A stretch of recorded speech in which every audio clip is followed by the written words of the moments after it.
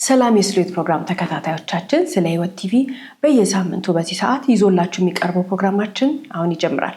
ስለ ህይወት ፍርድ የተሰጠባቸውን እውነተኛ ወንጀል ታሪኮችን ለእናንተ ለተመልካቾች በድራማ መልክ እያቀናበርን ይዘን የምንቀርበው ፕሮግራም ይሆናል። የዛሬውን ፕሮግራም ይዘንላችሁ የቀረብነው እኔ ብስራት ገመቹና ቃል ኪዳን ታደሰ አንድ ላይ በመሆን ነው። እስከ ፕሮግራማችን ፍጻሜ ድረስ አብራችሁ እንድትቆዩ እንጋብዛለን። እናመሰግናለን። ይህች ሴት ፖሊስ ፊት ቀርባ የምትናገረው ነገር እውነቷን እንደሆነ ነው። ትምላለች፣ ታለቅሳለች። እመኑኝ ተኝቼ ነበር፣ እንቅልፍ ወስዶኝ ነበር ትላለች። ፖሊስ ግን በፍጹም አላመናትም። በዛን ምሽት የሞተ ሰው አለ። በገዛ ቤቱ በር ወይም መስኮት ሳይሰበር አንዳች የትግል ወይም የጸብ ሁኔታ በማይታይበት ቤት ውስጥ የቤቱ ባለቤት አቶ ዳዊት ሞቶ ተገኘ። ቤቱ ተጸድቷል። ዕቃዎቹ ቦታቸውን አልለቀቁም። የፈሰሰ ደም ተጠርጓል። የተጠረገበት መወልወያ ሆነ ጨርቅ የለም። በዚህ ቤት የሚኖሩት 4 ሰዎች ናቸው። ዳዊት፣ ሚስቱ፣ የዳዊት አባትና የቤት ሰራተኛዋ ሲሆኑ ግን አንድ መግባት መውጣት የሌለበት ሰው እየመጣ ያድራል ተባለ። የቤት ሰራተኛዋ ዳዊት ሞቶ በተገኘ ዕለት ምሽት ላይ የሰው ድምፅ፣ የእግር ኮቴ ወይም ክርክርና ጸብ አልሰማውም አለች። ግን በፍጹም የቤት ሰራተኛዋ ያልታመነችበት ምክንያት ዳዊት የወደቀውና ሞቶ የተገኘበት ቦታ ከቤት ሰራተኛዋ መኝታ ክፍል 2 እርምጃ ርቀት ያለው ሲሆን ከዳዊት መጨረሻ ሰዓታት ምን ይመስሉ ነበር ብቻ ሳይሆን በዚህ ቤት በዛን ዕለት ምሽት በር ተከፍቶ የገባ ሰው አለ። ያ ሰው ደግሞ መልሶ በዚህ ቤት የወጣ ሰው ነበር። ግን ማንም በቤቱ ነዋሪ የሆነ ሁሉ እውነትን አይናገርም። ሁሉም የፈሩበት ምክንያት ግን ዳዊት መገደሉን ብቻ ሳይሆን ሲገደል ማየታቸው ጭምር ሲሆን ማናቸውም ግን ያዩትንና የሰሙትን ትንፍሽ ለማለት አልደፈሩም። ዳዊት ማን ነው?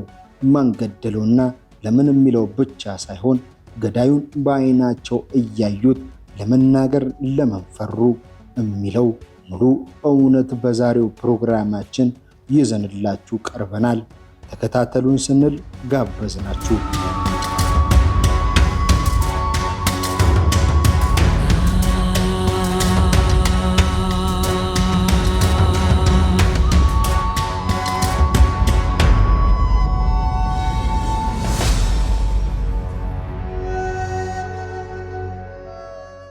የዚህ ቤተሰብ ህይወት መረበሽ ሲጀምር ቀን በቀን ሁሉ ነገር እየተለወጠ ደስታ በሐዘን እየተተካ ነበር።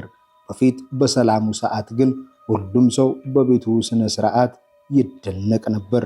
ንጹህ ቤት፣ ጸጥ ያለ ቤተሰብ፣ ከውስጥም ሆነ ለሚኖረው ከደጅም ሆኖ ለሚኖርበት ምቹ ነበር። አሁን ግን ማንም የማይናገረው ክፍተት በቤተሰቡ መሃል ተፈጥሯል። የተፈጠረው ክፍተት ግን ሊፈታ የማይችል ደረጃ እስኪደርስ ድረስ ሁሉም ዝም አሉት። ግን በዛች ቀን ምሽት የመጨረሻ ከባድ ጸብ ተፈጠረ። ድምፃቸው ከፍ ብሎ ተሰማ። የሚነጋገሩት ቃላት ለነገ ብለው እንዳላሰቡ ያስታውቃል። ሁለቱም ተቆጥተዋል። ዛሬ የመጨረሻ ጥግ ላይ እንደደረሱ ሁለቱም ያስታውቃሉ። ከሁለቱ አንዳቸው መቀበል ያቃታቸው አንድ ሐሳብና ውሳኔ መኖሩን ያስታውቃሉ። በዚህ ቤት ይህ ዳዊት የተባለው ግለሰብ የሁሉም አስተዳዳሪ ነው። ለቤቱ ወጪ ከመሸፈን ባለፈ ለሚስቱ ገንዘብ መስጠት፣ በስጦታ ማንበሽበሽና በጉልበት መድከም እጅግ በጣም ያስደስተዋል። ለሚስቱ የተቀማጠለ ኑሮ የሚደክመው ባል በየቀኑ ዕቃ መግዛት የማይሰለቻት፣ በልብስ በጫማና በጌጥ መግዛት የምትደሰተው ሚስቱ እንዳይከፋት የቻለውን እያደረገ ቢኖርም ዛሬ ማታ ግን ክርክሩና ጭቅጭቁ አዎ ገንዘብ ነው። ከዚህ ቀደም ያልታወቀው ችግር አሁን ቤታቸው ሰተት ብሎ ገብቶ እያፋጃቸው ሲሆን ሚስት ተቀማጥላ የኖረችበትን ሁሉ ልታጣ መሆኑን ስትረዳ ግን ቤቱ በሷ ንዴትና ጩኸት ተናወጠ። የትላንቱ ፍቅር ተረስቶ ዛሬ የባል እጅ ባዶ ሲሆን ጸብ ነገሰ። በዛን ዕለት በሌላ ክፍል ተደብቀው የሚያዩት አባባ ሁሉን ነገር የሚነጋገሩትን እየሰሙ ነው፣ ግን በራቸውን ከፍተው አልወጡም። በሌላ በኩል የቤት ሰራተኛዋ ፈርታ ትንቀጠቀጣለች። እሷም ሁኔታውን ከሌላ ጊዜ የበለጠ ከብዷታል። ክርክሩ በአንድ ነገር ላይ ብቻ አለመቆም፣ በገንዘብ ይከራከራሉ። ሚስት ስትወስን እኔን አላማከርከኝም ትለዋለች። ባል አላምንሽም ይላታል። ግን ሁለቱም የሚነጋገሩት ነገር መራራ ስለነበር አንዳቸውም ለአንዳቸው አራሩም። ይሄ ክርክር ግን አንድ ብሎ የጀመረው ዳዊት ከወንድሙ ተቸግሮ ብር የተበደረ ጊዜ ነበር። ብድሩ ሕጋዊና ማስያዣ ያለው ነው። ዳዊት በሥራ በገጠመው ችግር የራሱን ቤት ለወንድሙ አስይዞ እንዲበደር ያደረገው ከባንክ ነበር። ምንም እንኳን በወንድሙ ስም ቢበደርም የተያዘው ቤት የዳዊት ነበር። ሚስጥር ወይም ድብቅ ነገር አልነበረም፣ በግልጽ የሚታይ ነበር። ግን ሚስት ግራ እየገባት የመጣው ቤት ሲሆን በተደጋጋሚ ስልክ ማውራቱ ብቻ ሳይሆን በስልክ መጨቃጨቅ ያስደነግጣት ነበር።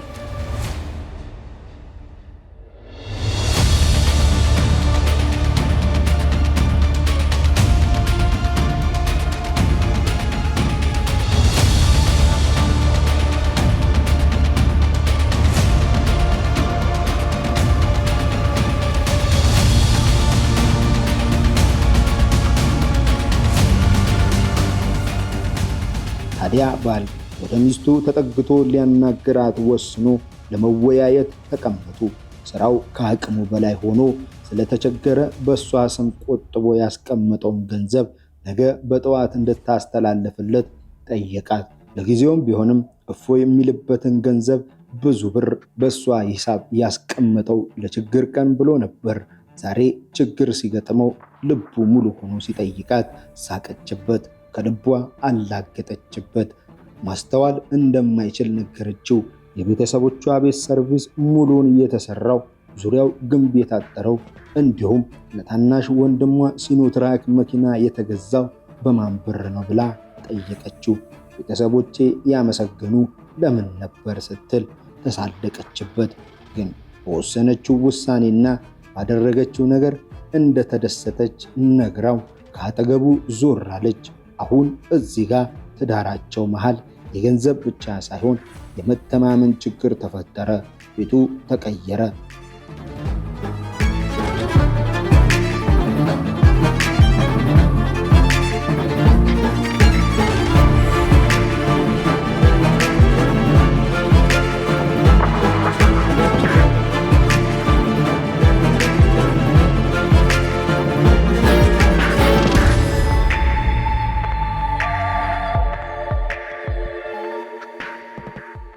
ከዚህ ቀን ጀምሮ ባልና ሚስት በማዕከላቸው ያለው ግንኙነት ተቀየረ። የቤት ሰራተኛዋ ሁኔታውን በፍጥነት አስተዋለች። አባቱ ቢሆኑ በፊት ሲነጋገሩ ሲቀላለዱ የነበሩት ዳዊትና ሚስቱ አሁን ሲኮራረፉ ሁኔታው ግራ ቢገባቸውም የልጃቸው ዳዊት ሚስት በማዕከላቸው እንዳይገቡ ስላስጠነቀቀቻቸው ዝምታን መረጡ። የዳዊት አባት ሚስታቸው ሕይወት ካለፈ በኋላ ከዳዊት ሌላ ሰው ጋር መኖር አልፈለጉም። ምንም እንኳን ሚስቱ ላይ ቅሬታ ቢኖራቸውም ዝምታን መርጠው ይኖራሉ። ሚስትየው በጥብቅ ማስጠንቀቂያ ስለነገረቻቸው አንዳች ቃል አይተነፍሱም። ፈርተዋት ሳይሆን ሌላ ቦታ ሄዶ መኖሪያ የላቸውም። ቀጥሎ ግን ዳዊትና ወንድሙ በአንድ ነገር ላይ ተነጋግረው ተስማሙ። ዳዊት ቤቱን ለወንድሙ ሲሰጠው ወንድሙ ደግሞ ብድሩን ከፍሎ ተጨማሪ የሥራ ብር ለዳዊት ሊሰጠው ተስማሙ። ቤቱን መሸጥ ባያስደሰተውም ዳዊት ወንድሙ ስለረዳው ተደሰተ። ስለዚህ በተስማሙት መሰረት ቤቱን ለወንድሙ አስረከበ። የሚስቱ ውክልና ስላለው እሷን መጠየቅ ለማማከር አላስፈለገውም።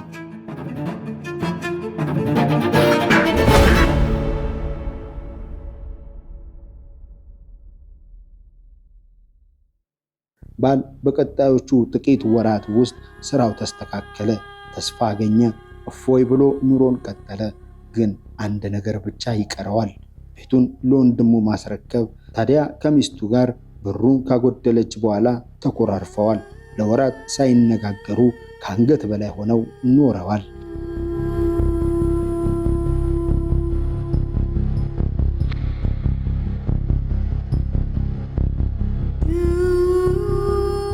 ባል ጠዋት ወጥቶ ማታ ይገባል።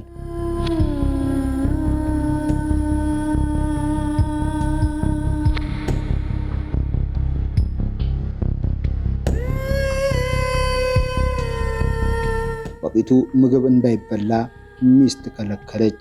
ግን ውጪ በልቶ መኖር መርጦ ዝም አለ። ሚስቱ በሌላ በኩል ስሜቷን በግልጽ ባታሳይም ደስተኛ እንዳልሆነች ሁኔታዎች ያሳያሉ። ከዛ ግን ባል ወደ ቤቱ አርብ ከሰዓት ሲመጣ ያየው ሰው ግራ ገባው። ይህ ሰው ማን ነው ብሎ ጠየቃት። ሊጨብጠውና ሊተዋወቀው ሞከረ፣ ግን መልስ አልሰጠውም። አባቱ ከክፍላቸው ሳይወጡ መልስ ይፈልጋሉ። የቤት ሰራተኛዋም የዚህ ሰው ምንነት ግራ ይገባታል። ግን ደፍሮ ሚስትየዋን የጠየቀ አልነበረም። አሁንም ቢሆን ባሏ መልስ ሳያገኝ ግለሰቡ ከቤታቸው ወጥቶ ሄደ።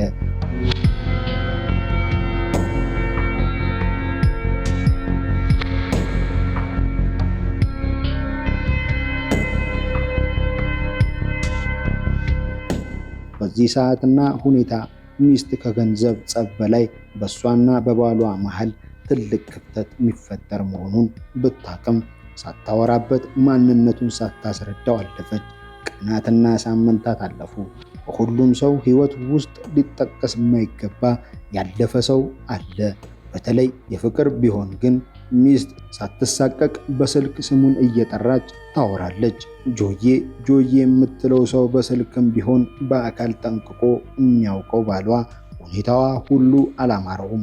ጆዬ ማለት ይህ ግለሰብ ሲሆን ለሚስት የቀድሞ ፍቅረኛዋ ነው። ከማግባቷ በፊት ከዓመታት በፊት የነበረ ሰው ነው። አሁን ባልና ሚስቱ መሃል ችግር ሲፈጠር ግን ጆሲ ወደ ሚስቱ ሕይወት ተጠርቶ መጣ። ጆሲ በስልክ ብቻ ሳይሆን በአካል ቤት መጥቶ ከሚስቱ ጋር መጫወትና ጊዜ ማሳለፍ መብቴ ነው ስትል ባል ከመደንገጥ ባለፈ አፈረ። ያፈረው ግን ባሏ ብቻ ሳይሆን የቤት ሰራተኛዋም ነበረች። በዚህ ሁኔታ ጥቂት ጊዜያት በዚህ ቤት ሰላም ጠፍቶ ከሰነበተ በኋላ ግን ባል ዳዊት ሚስቱን አስቀምጦ ስለ ቤቱ ነገራት። ለጊዜው ተከራይቶ መኖር እንዳለባቸው፣ አሁን ግን ቤቱን ማስረከብ ግዴታ መሆኑን አሳወቀ። ሚስት ግን ንብረት ልታሸሽ ነው ብላ ይበልጥ ቤቱ በጸብ እሳት ነደደ። ሊበርድ ያልቻለው በማዕከላቸው የተፈጠረው አለመግባባት ለመፍታት ግን አባት ሲሞክሩ በስድብ ናዳ ወረደችባቸው። ወደ ክፍላቸው እንዲገቡ ከተነገራቸው በኋላ ለጆሲ ደወለች። ጆዬ ናለኝ በቶሎ አለችው። ስትደውልለት ከምሽቱ 5 ሰዓት አካባቢ ነበር። 5 ሰዓት ከ27 ደቂቃ ደርሻለሁ፣ ሰራተኛ በር ክፈች ተባለች። ከፍታ አስገባችው።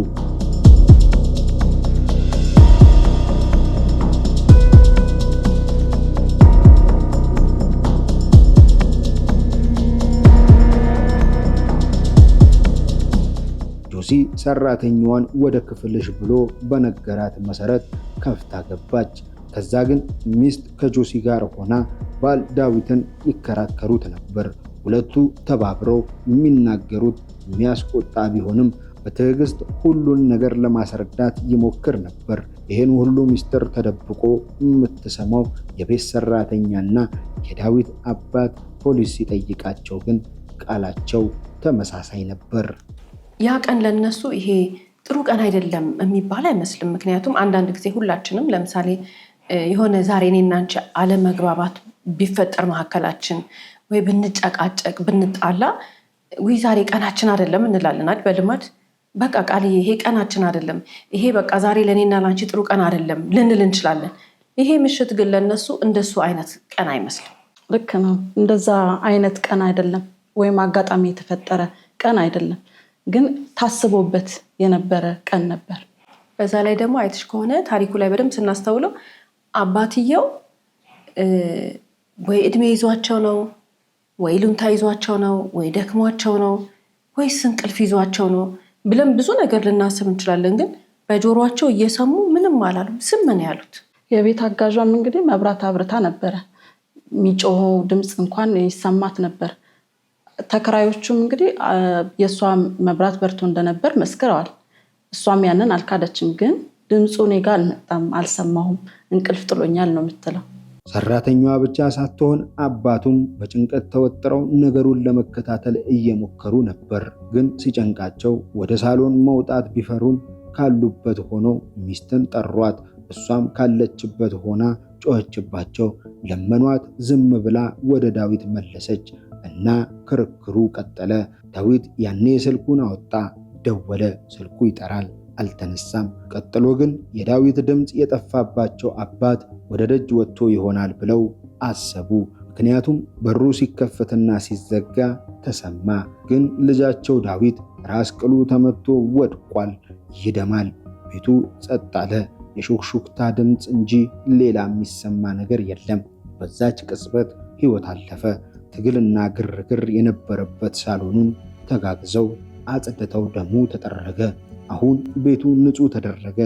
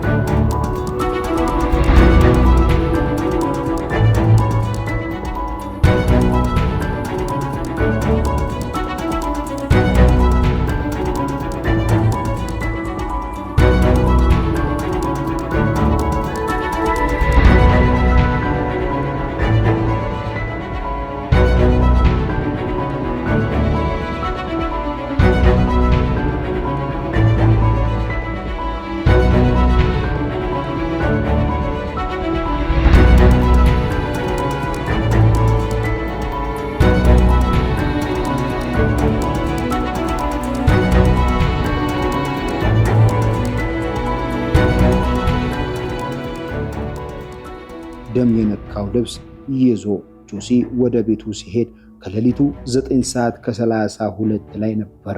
ሚስት ባሏ ሳሎን ሞቶ እሷ ገብታ ተኛች። ጠዋት አስከሬኑን ያገኘችው ግን የቤት ሰራተኛዋ ስትሆን ጩኸቷን አቀለጠችው።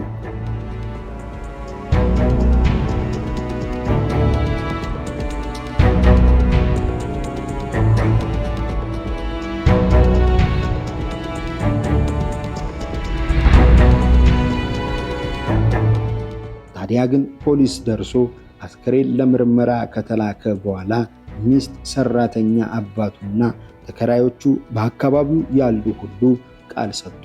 ተሰብሮ የተገኘ በር ወይም መስኮት በሌለበት ዳዊት ምን ሆኖ ሞተ ብለሽ ትጠራጠሪያለሽ ተብላ መጀመሪያ የተጠየቀችው ሚስት ተኝቼ ነበር፣ ያየሁት ሆነ የሰማሁት የለም አለች። አባቱም ቢሆኑ ፈርተው አላውቅም ይላሉ። ጎረቤትና ተከራዮች ግን የሰሙትን ሁሉ ተናገሩ። ፖሊስ ግን ዳዊት ሞቶ 72 ሰዓት ባልሞላ ጊዜ ጆሲና ሚስት እንደገደሉት ደርሶበታል። የፍርድ ቤት የምርመራ ትዕዛዝ ከወጣ በኋላ ደም የነካው ልብሳቸው ጆሲ ቤት ተገኘ። ግን በዕለቱ የተፈጠረው ሙሉ ሁኔታ ለማስረዳት አባቱ አቅም አልነበራቸውም። ሚስትና ጆሲ እየዋሹ ነው። የቤት ሰራተኛዋ ግን የተፈጠረውን ብቻ ሳይሆን የጸቡ መነሻ ሁሉ ታውቃለች ተብሎ ታሰበ። የሞተው ዳዊት እኮ ንብረቱን ሁሉ ለወንድሙ አስተላልፏል። ሄዶ ውልና ማስረጃ ተፈራርሟል። ይሄ ስም ማዞር ምናምን የተወሰነ ነገር ነው የቀረው፣ በጣም ጥቂት ነገር እንጂ ሙሉ ለሙሉ ስም ማዞር ያለበትን መስጠት ያለበትን ህጋዊውን ትክክለኛውን ነገር አድርጎ ስሙን አዙሯል። ያን ቀን እንግዲህ ከ30 ደቂቃ በፊት ከመሞቱ በፊት ለቤት አጋዧ እንግዲህ ደውሎላት ነበር እንድትደርስለት። እሷ ያንን ድምፅ እንግዲህ ካልሰማች አትሊስት ስልኩን እንኳን መስማት ነበረባት። አሁንም እሱንም አልሰማሁም እንቅልፍ ጥሎኛል ነው ብላ የምትዋሸው።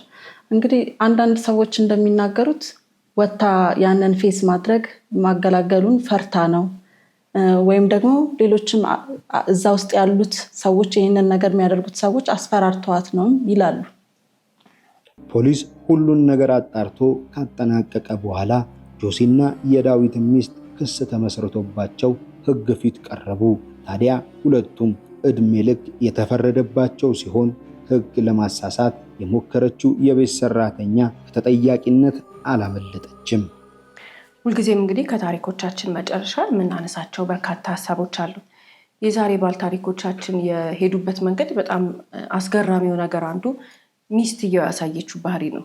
የሆነ ሰዓት ላይ በጣም ቁጡ፣ በጣም ንዴታም፣ በጣም ክብር የሌላት ለባሏ በችግሩ ሰዓት አብሮ ያልቆመች ሴት ሆና ነበረ የሆነች ሰዓት ላይ። ያ ሰዓት ማለት ለሱ በጣም የከበደው ሰዓት ነው እንደተመለከትነው ታሪኩ ላይ። ግን በቃ ይሄ ከሱ ጋር ያላት ግንኙነት የመበላሸቱ መጠን እንደዚህ ከፍ ብሎ ባለበት ሰዓት ድንገት ውርድ አለች እና በጣም ሰላማዊ ሴት፣ በጣም አፍቃሪ ሴት፣ በጣም ትሁት ሴት ሆነች ለተወሰኑ ቀናቶች። ይህንን ያደረገችው ልክ እሱ ከቤት ወጣለሁ ሲል ነው። ልክ ሻንጣውን ሲያዘጋጅ ነው አይደል? በቃ ይቅር አብረን እንኖር ያለችው በዛ ሰዓት እንደሆነ ነው የሚነገረው። አንዳንዴ እኛም በህይወታችን እንደዚህ ነው። የዛን ቀን ያ ሰው ሻንጣውን ይዞ ቢወጣ ኖሮ፣ የዛን ቀን ያ ሰው ከዛ ቤት አይሆንም ብሎ ውስጡን አዳምጦ ወጥቶ ቢሆን ኖሮ፣ ዝም ብሎ ባይቀመጥ ኖሮ ምን መጥቶ ነው በአንድ ጊዜ እንደዛ የተቀየረችው? አሁን ንብረቱን አታለች፣ ከዛ እሱ ልታጣ ነው። ስለዚህ ባዶዋን እንደቀረች ተሰማት። ወደኋላ ነገሮችን መመለስ ባትችል እንኳን የተወሰነ ነገር ለማስቀረት ግን ያደረገችው ነገር ነው ይሄ።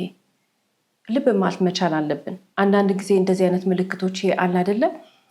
ሰው ሄዶ ብዙ ርቀት ከተጓዘ በኋላ ወደኋላ ተመልሶ ነገር ለማስተካከል ሲሞክር ተምሮበት ሊሆን ይችላል፣ ወይንም ተምራበት ሊሆን ይችላል። እንደ ዛሬ ባለታሪካችንም የማይሆን ነገር አስበው ሊሆን ይችላል። ሁሉ ነገር ፕሮሰስ አለው።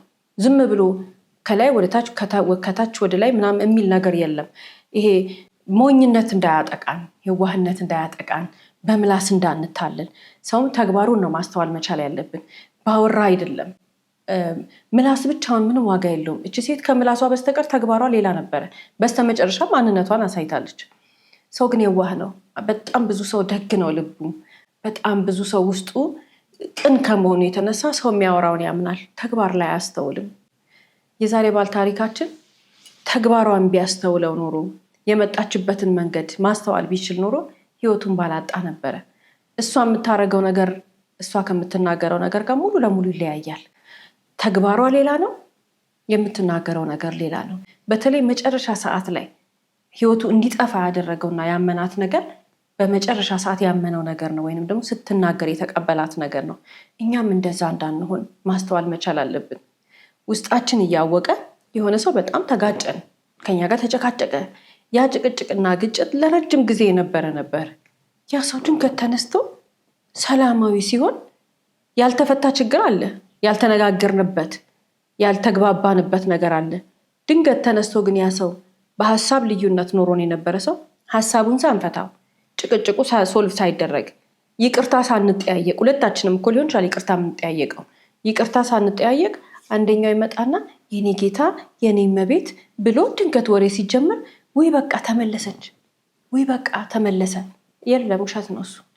ያ ሰው የሆነ ነገር አስቦ ነው፣ እያታለለን ነው። ቅሬታ ካለኝ አንቺ ላይ የሀሳብ ልዩነት ካለኝ መጀመሪያ ሀሳብ ልዩነቴ ሳይፈታ ድንገት ተነስቼ የኔ መቤት ልል አልችልም። ወይ ደግሞ ስምሽን እያቆላመጥኩኝ ልጠራ አልችልም። የሀሳብ ልዩነታችን ቢያንስ ከተቀበልኩት ሀሳብሽን ወይንም ደግሞ የሆነ ሰው ሀሳብ ልዩነቱን ተቀብሎት ወደ ሰላም መምጣት ከፈለገ ቢያንስ ለዛ ነገር ይናገራል አይደል? ይሄን ያልሽኝ ነገር እኮ ልክ ነው፣ በዚህ ቀን የተነጋገርነው ነገር እኮ ልክ ነው፣ እንዲህ ተረድቻለሁ ብዬ ነው ከዛ በኋላ ድንገት የምቀየረው። የዛሬ አባል ታሪካችን እኮ እሳት የነበረችው ሴት ድንገት ተነስታ ውሃን የሆነችው ለምን ብሎ አይጠይቅም እንዴ ሰው? እንደዛ አይነት ነገር እንዳይኖረን እርግጠኛ መሆን መቻል አለብን፣ ምን የነዛን ሰዎች እንደቀየራቸው። ብዙ ጊዜ የማይሆን ነገር ሊያደርጉ ሲሉ ነው እንደዛ የሚቀየሩት።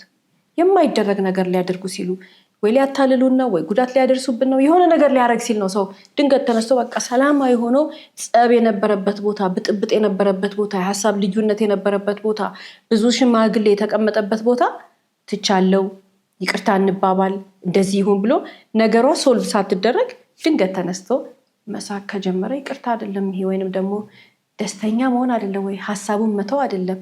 ያቀደውና ያሰበው ነገር ስላለ ነው። ልብ ማለት መቻል አለብን። እንግዲህ ከዚህ በተጨማሪ ደግሞ ሌላው ሀሳብ ምንድነው? ሁሉም ቀን አንድ አይነት ይመስለናል። አንዳንድ ጊዜ ሁልጊዜ ፋይት ስናደርግ ወይ ደግሞ ብዙ ሰዎች ወይ ሲሰድቡን ወይ ሚስት ባሏን ስትሰድብ በየቀኑ አንድ አይነት ምላሽ ወይም አንድ አይነት ጭቅጭቅ ኖርማል ይመስለናል። ግን እያደር የሚሄደው ያ ጭቅጭቅና ክርክር የሆነ ጊዜ እንደሚቀየር አናቅም። ልክ እንደዛሬ ባለ ታሪካችን ማለት ነው። እሱ የመሰለው እንደሌላው ቀን ኖርማል ቀን ተከራክረው ጀስት በቃ ተጣልተው ወይ በሀሳብ ልዩነት የሚለያዩ አይነት ነገር ነበር የመሰለው እንጂ እንደዚህ አይነት ጥቃት ይደርስብኛል ብሎ አላስበም ነበር። ስለዚህ አንዳንድ ጊዜ ጥንቃቄ ማድረግ አለብን። ሁሉም ቀን አንድ አይነት ነው ብሎ ማሰብ ተገቢ አይደለም። የሆነ ቀን የሚያበቃበት ቀን ሊሆን ይችላል። ያ ቀን ሳናቀው ህይወታችን የሚያልፍበት ቀን ሊሆን ይችላል። እንደሌላው አጋጣሚ ወይም ደግሞ ከዚህ በፊት እንደሆነብን ክርክርና ጭቅጭቅ ቆመን ማስተናገድ የለብንም። ኖርማል ቀን ነው ብለን ችላ ማለት የለብንም። ብዙ ሰው የሚጠቃው በዚህ ምክንያት ነው። ብዙ ሰው ጉዳት የሚደርስበት በዚህ ምክንያት ነው። ያንን ቀን ኖርማል ቀን ብሎ ስለሚያስበው ችላ በማለት ጉዳት ይደርስበታል። በዛ ላይ ደግሞ የቅርብ ሰው ነው ብሎ ስለሚያስብ ያንን ጉዳት ያደርሱብኛል ብሎ ላያስብ ይችላል። ለዛም ነው ተጋፍጦ እንግዲህ ረጅም ሰዓት ሲከራከሩ እንደዛ ሰው ሁሉ እስኪረብሹ ድረስ ሲጨቃጨቁ ሲጫጫሁ የነበሩት። ኮንፊደንስ ነበረው።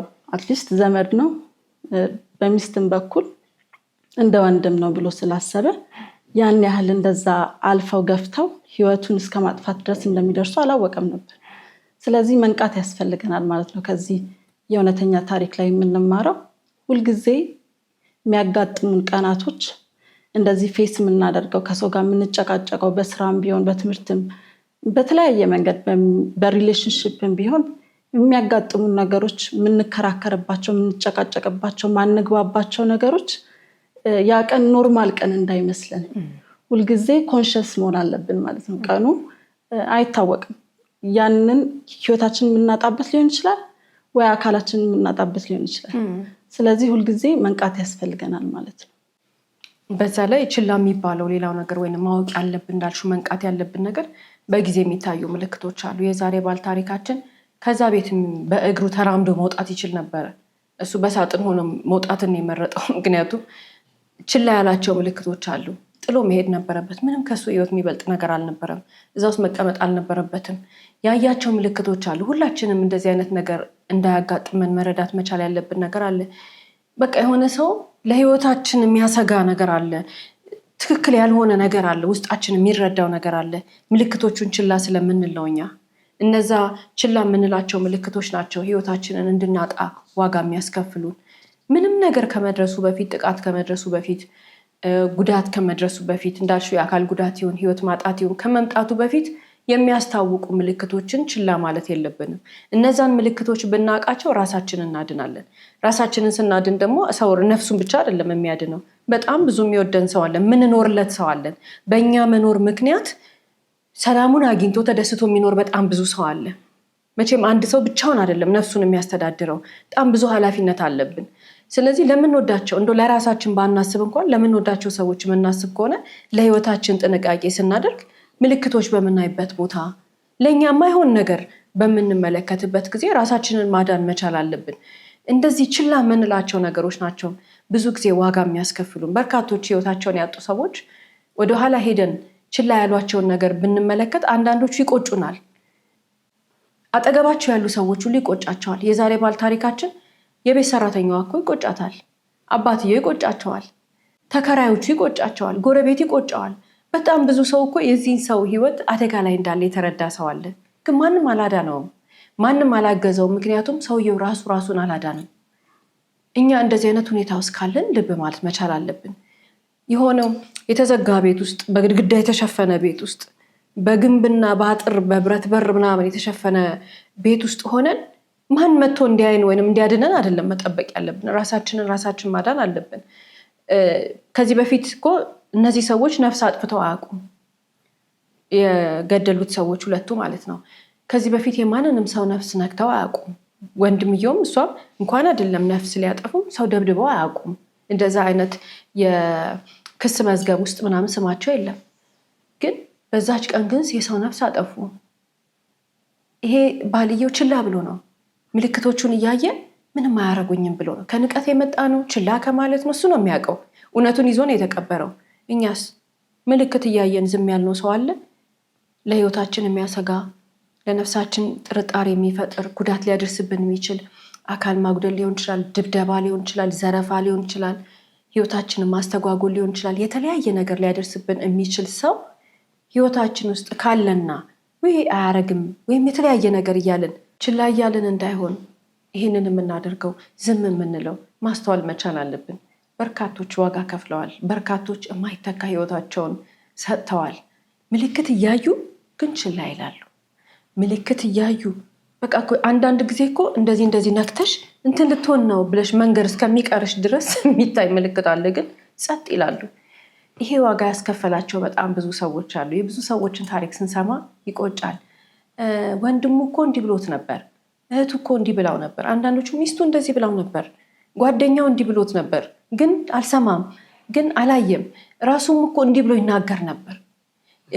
አንዳንዶቹ ምን ይላሉ? ነፍሳቸው ከጠፋ ወይም ህይወታቸው ወይም ወደ ሞት ከሄዱት እንትና ነው የሚገለኝ ብሎ የሚናገሩ አሉ። እንትና ናት የምትገለኝ ብሎ የሚናገሩ ሰዎች አሉ።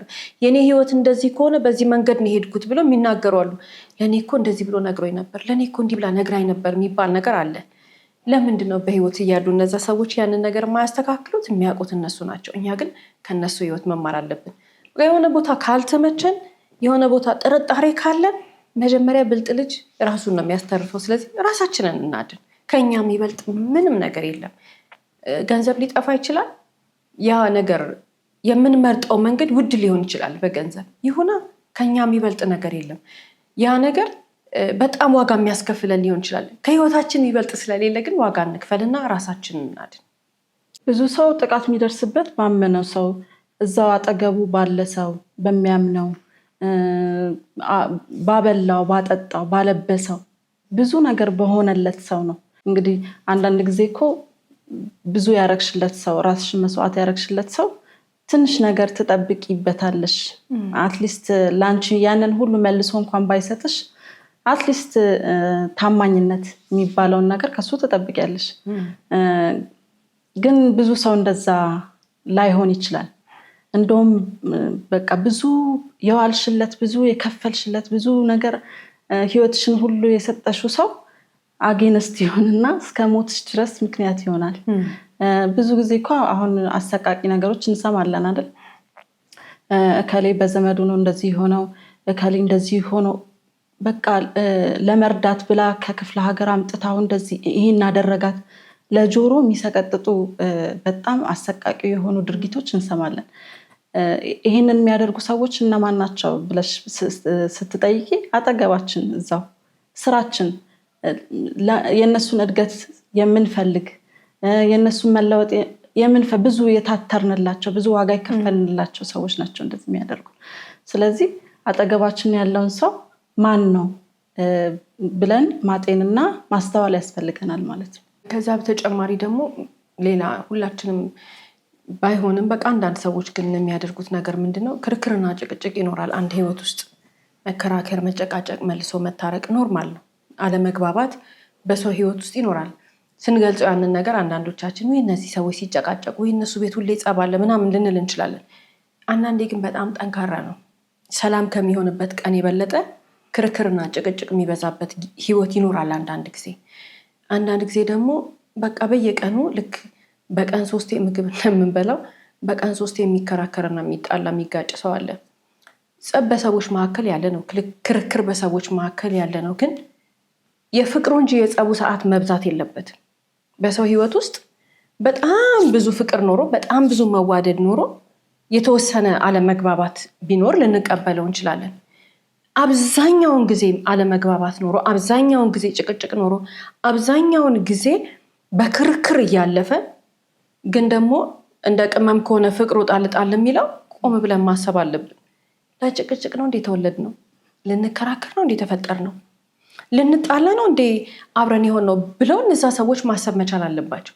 አብሮነት፣ ይሄ ውሎ አዳር ምናምን የሚባለው ጊዜ አንድ ቀን ሁለት እያለ ሳምንት፣ ወር፣ አመታት ነው የሚሄዱት። አመታት በክርክር ማሳለፍ፣ አመታት በጭቅጭቅ ማሳለፍ፣ አመታት በንትርክ ማሳለፍ። ወይ ችግሩ ነው መፈታት ያለበት ወይ ያ ህይወት ነው መቅረት ያለበት። ከሁለት አንዱ መምረጥ መቻል አለብን። ሁለቱም ጋር መሆን አይቻልም። እየተከራከሩ እድሜም እያቃጠሉ መኖር አይቻልም። ምክንያቱም ክርክርና ጭቅጭቅ ልምምድ ሲሆን ወደ ወንጀል የተቀየረባቸው በርካታ ታሪኮች አይተናል።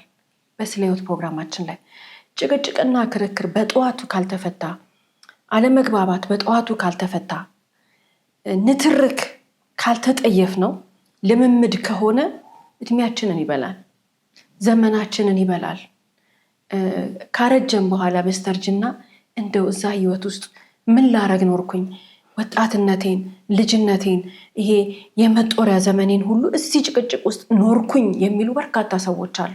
እነሱን እናናግራቸው፣ ከነሱ ህይወት እንረዳ። ብልጥ ሰው ከሰው ነው የሚማረው። ምን ስንሆን ነው ይሄን የመሰለ ፈጣሪ የሰጠንን ህይወታችንን እኝኝኝኝ እያልን እየተጨቃጨቅን የምናሳልፈው? ለማብለን የሆነ በቃ ያልተመቸን ቦታ ጭቅጭቅ ምናምን ካለው በላን ትተን መሄድ ነው እንጂ ለምንድን ነው እየተጨቃጨቅን የምንኖረው? ጭቅጭቅ በጣም ክፉ ነገር ነው፣ ግን ሲያድግ ደግሞ የሰውን ህይወት ያጠፋል። ሌላው እዚህ ታሪክ ውስጥ እንግዲህ የምንመለከታት በትልቁ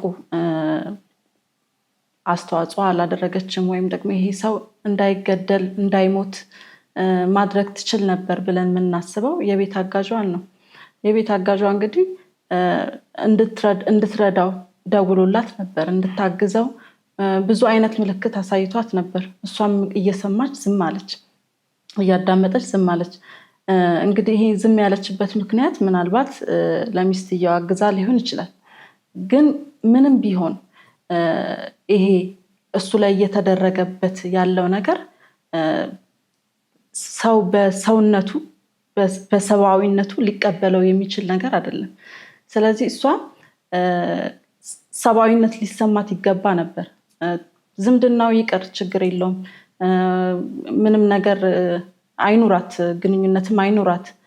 ግን ሰው ስለሆነ ብቻ፣ እሷም ሰው ስለሆነች ብቻ ያንን ሪስፔክት አድርጋ ይህን ሰው ማዳን ትችል ነበረ። ምልክቶችን ስታይ ሪአክት ማድረግ ትችል። እሺ እሷ ወታ እንኳን ባታድነው፣ አቅም ኖራት ባትደባደብለት፣ መሀል ገብታ ባታስጥለው፣ ጎረቤቶች ብላ ጮሃ መሰብሰብ ትችላለች። ስለዚህ ከመሞት እንኳን ማምለጥ ይችል ነበር፣ መዳን ይችል ነበር። ግን እስኪያልቅ ድረስ ያ ሁሉ ጩኸትና ድብደባ፣ ያ ሁሉ ክርክር እስኪያልቅ ድረስ ነው ጸጥ ያለችው።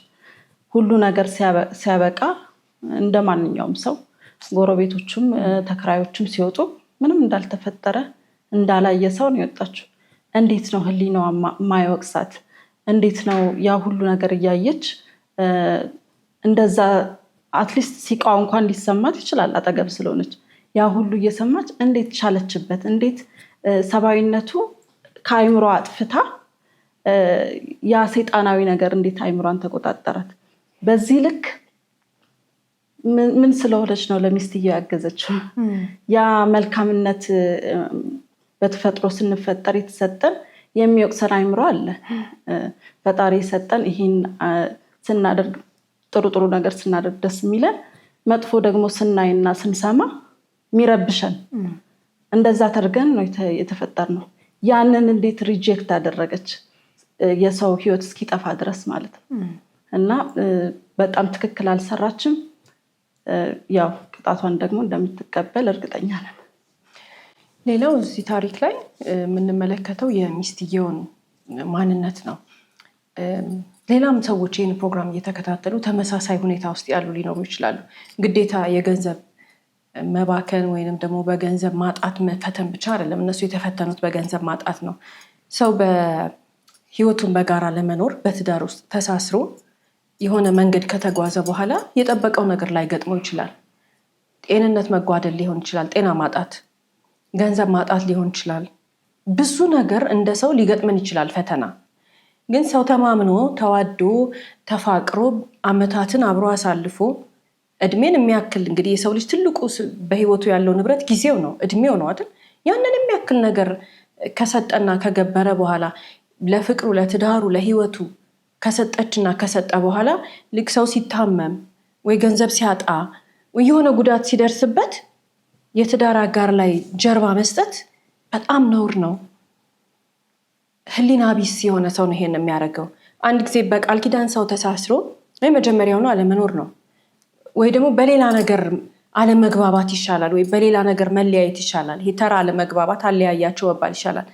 በችግሩ ሰዓት ወይንም በችግሯ ሰዓት ወይ ሲታመም ወይ ሆነ ብቻ የሰው ልጅ የሚደርስበት የሆነ ጉዳት አለ አይደል? በቃ የህይወት ፈተና አለ። ልክ ያ ፈተና ሲመጣ በፍቅርና በሰላም አብሮ ሲጓዝ የነበረ ሰው እንደማያውቁት ሰው ቅይር ሲል በጣም ያሳዝናል። እና ሚስትየው የዛሬ ባል ታሪካችን እንደዛ ናት። ልክ ባሏ ገንዘቡን ሲያጣ ያ ሁሉ ስትደሰትበት ያ ሁሉ እሷን ሲንከባከብበት የነበረው ገንዘብ ድንገት ሲጠፋ ጀርባዋን የሰጠች ሚስት ነች። ከሴት ልጅ የሚጠበቅ ተግባር አይደለም። ሴት ልጅ ከሃዲ አይደለችም። ሴት ልጅ በችግር ጊዜ ጥላ አትሄድም። ሴት ልጅ አጣህ ብላ ቤት አታፈርስም። ሴት ልጅ ጓዳ ነው የምትሸፍነው። ነገሮችን ሽፍንፍን አርጋ ያንን የችግር ጊዜ ነው የምታልፈው። ይሄ ፈጣሪ የሰጣት ጥበብ ነው። አንዳንድ እህቶቻችን ግን ደካማ ሲሆኑ ሰነፍ ሲሆኑ እንመለከታቸዋለን። ባልየው ገንዘብ ሲያጣ ብን ብለው የሚጠፉ፣ ባልየው ሲታመም ብን ብለው ሲጠፉ የሴትነት ክብራቸውን ያጡት እንጂ ሌላ ነገር አይደለም። ማንንም አልጎዱም፣ ራሳቸውን ያጎዱት። የሴትነት ጥበባቸውን የጠፋባቸው፣ የሴትነት እውቀታቸውን ያልተጠቀሙት እንጂ መልካም ነገር አይደለም፣ የብልጥ ስራ አይደለም። ይሄ ምንድነው? ይሄንን ያክልስ መካካድ ከሴት ልጅ የሚጠበቅ ነገር አይደለም። በዚህ አይነት ሀሳብ ውስጥ ያሉ እህቶች መረጋጋትና ማሰብ መቻል አለባቸው። ገንዘብ ሲታጣ፣ ሲታመም ወይም ችግር ሲገጥሞ ባል ተጥሎ አይኬድም። የሴት ልጅ ባንዲራ አይደለም ይሄ። የሴት ልጅ መታወቂያ አይደለም ይሄ። ከሴት ልጅ ይሄ አይጠበቅም። ጠንካራ ናት ሴት። ችግሩን ዋጥ አርጋ ነገሩን ተሻግራ ነው የምትሄደው። አይ ወንድ ቢሆን ጥሎ ይሄዳል፣ ምን አገባን እኛ ስለሱ? ምን ስለሱ አናወራም። እኛ የምናየው የእኛን ጸጋ ነው። እኛ የምናየው የእኛን በረከት ነው። እኛ የምናየው ፈጣሪ የሰጠንን ጥበብ ነው እንጂ ወንድ እንዲህ ነው የሚያደርገው፣ ሴት እንዲህ ነው የምታደርገው እያለን ፉክክር ውስጥ አንገባም። እኛ ራሳችንን ሆነን ነው የምንቀርበው። በፍጹም ሴት ልጅ እንደዚህ አይነት የረከሰ ተግባር ውስጥ መገኘት የለባትም። ባሏ ገንዘብ ስላጣ ወይም ባሏ ስለታመመ ዛሬ ቤቷ ሻንጣዋን እያስተካከለች ያለች ልትወጣ፣ ንብረት እየቆጠረች ያለች ልትካፈል እህት ልብ ማለት አለባት። አይደረግም እንደዛ። ከሴት ልጅ የሚጠበቅ ተግባር አይደለም። እና በዚህ መንገድ የሄደች ሴት ደግሞ አንድ ለምሳሌ በቃ ለምልክት እንኳን ወይም ለምስክርነት ወጥታ የተሳካላት ካለች እኛ እንቀጣለን። እኔ እቀጣለሁ። ማንም አይሳካለትም። ነውር ነዋ። ፈጣሪ ለእንደዛ አይደለም የፈጠረን። እኛን አፈጣጠራችንን ራሱ ስናስበው እንደ ሴት እንደዛ አይደለም የተፈጠርነውና አይደረግም እንደዛ። የሴት ልጅ ጉብዝና ይሄ አይደለም። ሴት ልጅ ጠንካራ ናት። በተለይ ፈተና ሲመጣ አንበሳ ሆና ነው የምትወጣው። በጀግንነት ነው የምትወጣው ያንን ቀንና እንደዛ ነው መሆን ያለብን። ከዛ ደግሞ ራሳችንን ከማንም ጋር እናወዳድር። ፈተናችን ጋር ነው የምንወዳደረው። ፈተናችን ደግሞ በድል እናልፈዋለን። ባናሸንፍም ቀኑ ሲደርስ እናሸንፈዋለን።